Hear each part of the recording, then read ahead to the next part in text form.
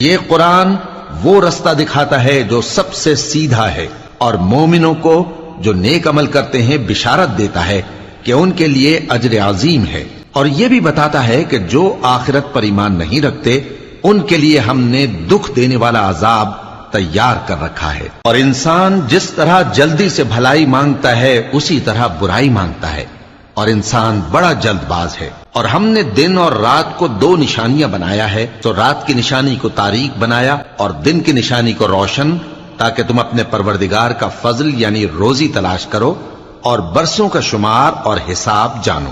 اور ہم نے ہر چیز کی بخوبی تفصیل کر دی ہے، اور ہم نے ہر انسان کے اعمال نامے کو بصورت کتاب اس کے گلے میں لٹکا دیا ہے، اور قیامت کے روز وہ کتاب اسے نکال دکھائیں گے جسے وہ کھلا ہوا دیکھے گا۔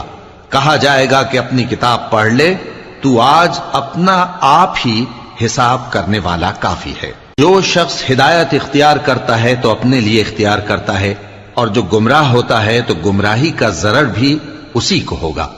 اور کوئی شخص کسی دوسرے کا بوجھ نہیں اٹھائے گا، اور جب تک ہم پیغمبر نہ بھیج لیں عذاب نہیں دیا کرتے۔